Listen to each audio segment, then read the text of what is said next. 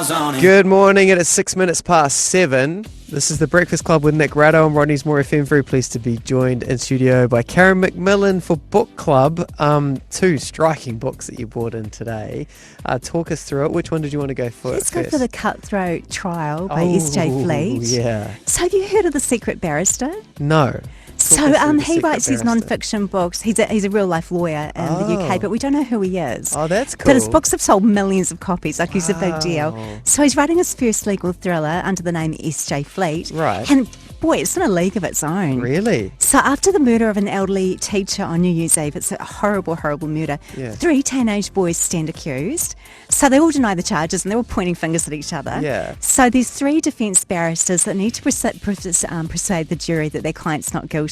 Yeah. But the prosecutor wins the case no matter the cost. Right. So it's this legal thriller that takes you into the hearts and minds of all the personalities in this court trial. Yeah. And it's written from all these multiple points of view. So you've got a front row seat to this court case. Yeah, wow. Yeah, so you've got this prosecutor who's absolutely desperate for a conviction, Yeah. but mainly to restore her career that went pear-shaped after a case earlier on. Yeah.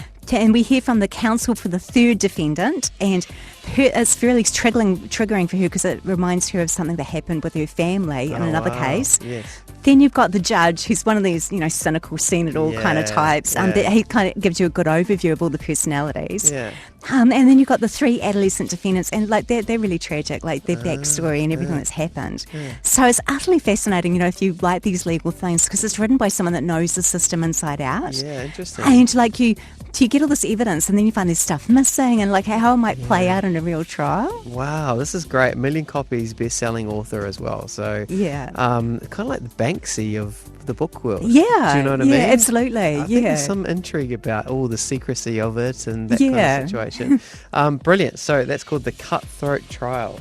The second book, The Golden Sister. Yeah, by Suzanne Du. And so this is a debut novel, and it's funny and it's heartbreaking at the same time. Oh, yeah. So Lily Berry's the main character, and she's convinced that her twin sister's death wasn't due to an overdose, but someone's killed her. Yeah.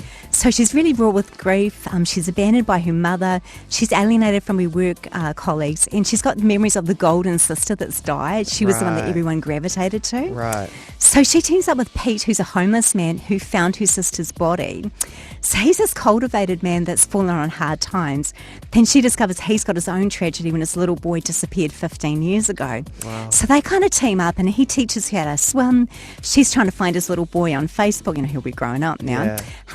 And their friendship has these unexpected, beautiful moments as she kind of navigates this, the grief, her toxic workplace, just the police that are going to close the case. Yeah. So it's this really unforgettable story. It's about families and love and friendship, and how life can be so messy. Yes. It sounds really sad, and it is, because you're going to need a box of tissues when you read this. But it's also really humorous. Yeah, right. And manages to be really sad but uplifting at the same time. Wow, that's a very, that's a it's hard to do, combo. and it's just done really, really well. It's a beautiful, beautiful book.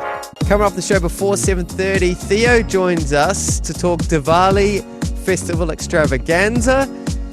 But up next, Tom and Luke brand protein peanut brownie snack balls. They've got metal in it. Don't buy them, don't eat them. We'll talk about it next on Rodney's More.